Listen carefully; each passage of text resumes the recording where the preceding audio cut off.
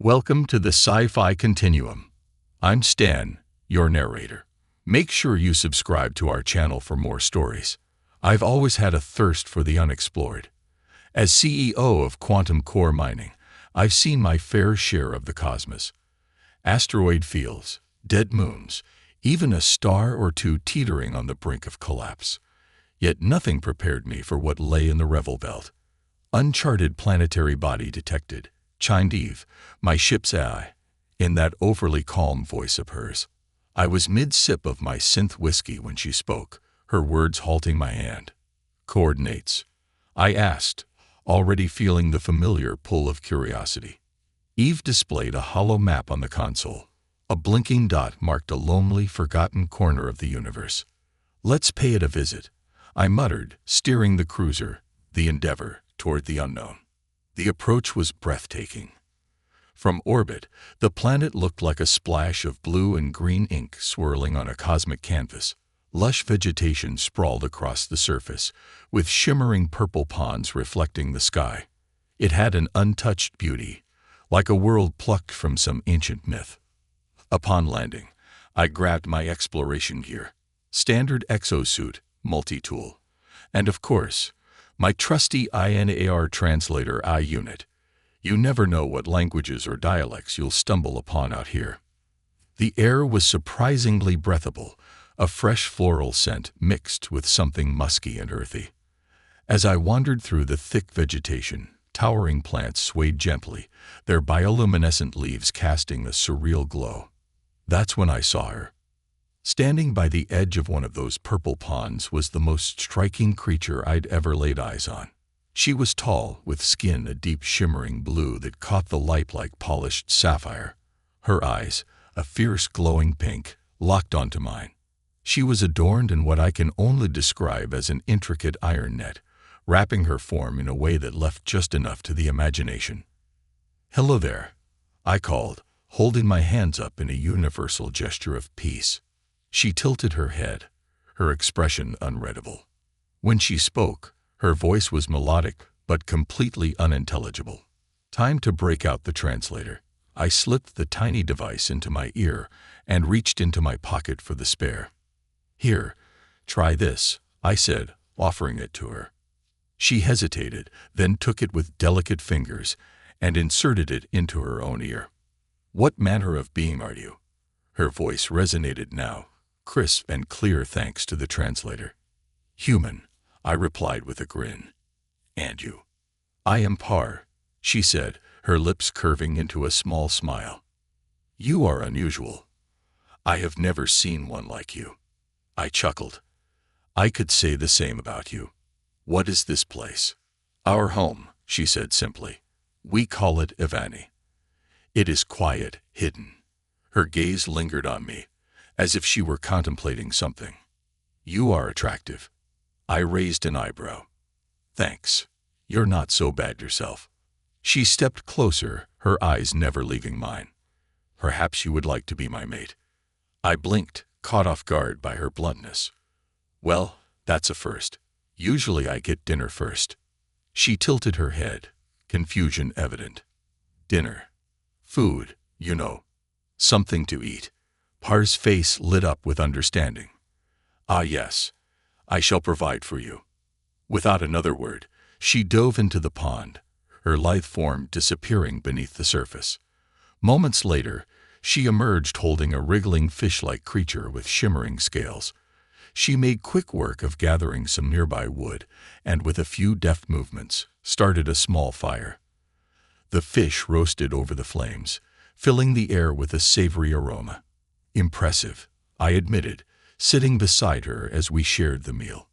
The taste was rich, unlike anything I'd ever had before. As the fire crackled, we talked. I told her about Earth, humanity, and the endless expanse of space I'd traveled. She listened intently, her eyes wide with wonder. When the meal was done, she stood and extended her hand. "Show me your vessel," she said. I led her to the Endeavor, the ship gleaming under the alien sky. Par marveled at the technology, her fingers tracing the sleek lines of the hull. "Your world must be filled with wonders," she murmured. It has its moments, I replied. She turned to face me, her expression serious. I meant what I said earlier. I wish for you to be my mate. I chuckled, shaking my head. You don't waste time, do you? Par stepped closer, her gaze intense. We do not live long, human. We cherish every moment. There was something in her tone, a mix of urgency and sincerity that I couldn't ignore. I decided to throw caution to the wind. All right, Par. Let's see where this goes. Her smile was radiant, and without another word, she led me back into the lush vegetation. The night was alive with the sounds of Ivani, chirping creatures, rustling leaves, the gentle lapping of water against the shore. We lay beneath the towering plants, the bioluminescent leaves casting a soft glow over us. Par's touch was gentle yet insistent, her fingers tracing patterns on my skin. There was an innocence to her, but also a raw, primal passion. We came together, our bodies entwined beneath the alien sky, a union of two worlds. Afterwards, we lay side by side, the warmth of her body pressed against mine. You are pleasing, she whispered, her voice filled with contentment. I couldn't help but laugh. Glad to hear it. As I drifted off to sleep, I couldn't help but wonder what the next day would bring. This uncharted world, this enigmatic woman, it was turning out to be one hell of an adventure. I woke to the soft rustling of leaves and the gentle hum of Ivani's wildlife. Par was already awake, sitting cross-legged beside me, her glowing eyes studying my face. The morning light made her skin shimmer like a living gemstone. You sleep deeply, she remarked, her tone amused. Comes with the territory, I replied, stretching. Exploration takes its toll. She reached out, her fingers brushing against my cheek. Your skin is warm. It is comforting. I took her hand in mine, marveling at the delicate yet firm feel of her. You're full of surprises, Par. Her lips curved into a playful smile. There is much you do not know about me. Then let's fix that, I said, sitting up. Tell me about your people. Par's expression grew thoughtful. We are the Iani. We live in harmony with our world, taking only what we need. Our lives are brief, but we find joy in every moment. I nodded, intrigued. And what about this mating thing? Is it always so direct? She chuckled softly. We do not waste time with unnecessary rituals. When we feel a connection, we act on it. I leaned in closer, our faces inches apart. Like this. She met my gaze, her eyes flickering with a mix of curiosity and desire. Yes, like this. Our lips met, a tentative kiss that quickly deepened. Her touch was electric, sending a jolt of warmth through my body. We pulled away, breathless, and she rested her forehead against mine. You are different, she whispered, but I like it. I smiled, running my fingers through her hair. I could get used to this. The rest of the day was spent exploring Ivani. Par led me through dense forests, pointing out various plants and creatures, each more fascinating than the last. She seemed to take delight in sharing her world with me, her enthusiasm infectious. At one point, we came across a field of glowing flowers, their petals shimmering like liquid light. Par picked one and tucked it behind her ear, the contrast against her blue skin striking. Beautiful, I murmured. She blushed, a deep indigo hue spreading across her cheeks. Thank you, human. Call me Henry, I said, grinning. We're past formalities now. Henry, she repeated, savoring the sound. It suits you. As the sun began to set, casting the sky in hues of orange and pink, we returned to the pond where we first met. The water sparkled under the fading light, and Par turned to me, her expression serious. You will leave soon, won't you? She asked, her voice tinged with sadness. I sighed, nodding. I have responsibilities back home. But I'll come back, I promise. She looked down, her fingers tracing patterns in the sand. I will wait for you. I reached out, lifting her chin so our eyes met. I won't keep you waiting long. She smiled, though it didn't quite reach her eyes. "You are a good man, Henry." We sat in silence, watching the stars begin to twinkle in the night sky. The bond between us had grown stronger, and I knew that leaving would be harder than I'd anticipated. As the night deepened, we made our way back to the ship. Par leaned against me, her presence a comforting weight. I wrapped an arm around her, pulling her close. "Tomorrow," she whispered, "we say goodbye." I nodded, pressing a kiss to her temple, but not forever. The next morning, as I prepared to leave, Par stood by the ship, her eyes shimmering with unshed tears. "Safe travels, Henry," she said, her voice trembling. I cupped her face in my hands, our foreheads touching. "I'll be back before you know it." She nodded, stepping back as the ship's engines roared to life. As I ascended into the sky, her figure grew smaller until she was just a dot on the vibrant landscape. My heart ached at the thought of leaving her behind, but I knew I would return. Avani had become more than just a discovery. It had become a second home, and Par was the reason why. The ship's thrusters hummed as the Endeavour ascended, lifting me away from Avani. I couldn't help but glance back at the shrinking image of Par, standing resolute on the vibrant alien shore. My heart ached, a sensation I wasn't accustomed to. Despite all the places I'd been and the wonders I'd seen, this planet and its enigmatic inhabitant had left an indelible mark on me. As the atmosphere gave way to the vast darkness of space, Eve chimed in, "Destination, Captain." I hesitated for a moment before responding. "Set course for Quantum Station 42. And Eve, bookmark this location. We'll be back." "Understood," she replied, her tone as steady and reassuring as ever.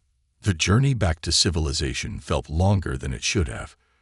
My thoughts were consumed by memories of Par, her vibrant eyes, her touch, her earnestness. She'd pulled me into her world with such ease, and now being apart from her felt unnatural. As the Endeavour docked at Quantum Station 42, I was greeted by the usual hustle and bustle. The familiar sounds of hissing steam, clanking metal, and the chatter of crew members filled the air. Yet amidst the noise and activity, I felt a strange sense of detachment. Avani had changed me. "Welcome back, Mr. Jansen," a voice called out.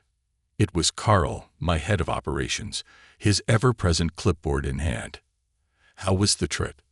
"Eventful," I said, a hint of a smile tugging at my lips. "I found something unexpected." Carl raised an eyebrow, but didn't press further. He was used to my cryptic answers by now. "Well, there's a lot to catch up on. Mining operations in the Delta Quadrant have hit a snag." "Later," I interrupted. "I need some time." He nodded, sensing the seriousness in my tone. "Of course, sir." Back in my quarters, I poured myself a glass of synth whiskey, the familiar burn providing a semblance of normalcy. The view from the window showed the endless expanse of stars, each one a potential new discovery. Yet my mind kept drifting back to that one singular point in the Revel Belt. I knew I couldn't stay away for long. Weeks passed, filled with meetings, reports, and the usual corporate grind. Yet no matter how busy I kept myself, the pull of Avani remained strong. Late at night, I found myself staring at the hollow map, my fingers tracing the coordinates where I'd left a piece of my heart. Finally, the day came when I could no longer resist. I made the necessary arrangements, ensuring everything at Quantum Core Mining would run smoothly in my absence. I trusted my team. They were the best in the business. "Eve, prepare the Endeavour," I ordered, my heart pounding with anticipation. "We're going back." "Coordinates locked," Eve responded, her voice tinged with the faintest hint of amusement. "Ready for departure." As the ship soared through the vastness of space, I felt a renewed sense of purpose.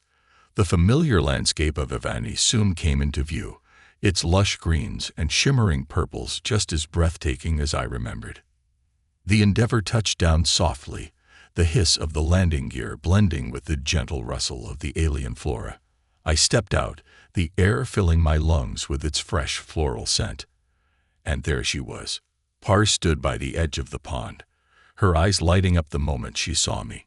She ran towards me, her arms wrapping around my neck in a fierce embrace. "You came back," she whispered, her voice trembling with emotion. "I promised, didn't I?"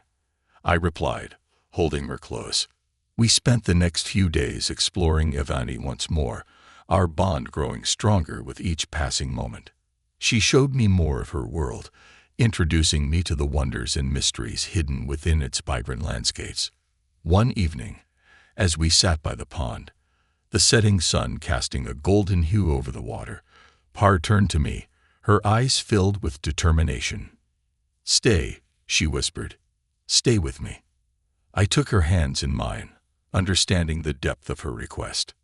"I can't stay forever, Par, but I'll come back, again and again." She nodded, a tear slipping down her cheek. "I will wait for you, Henry, always." As the stars began to twinkle above, I realized that my journey with Par was far from over. Evani had become more than just another planet. It was home, and Par was my anchor. I leaned in, capturing her lips in a tender kiss. "I'll always come back," I promised. And with that, I knew that no matter where the universe took me, a part of me would always belong to Evani.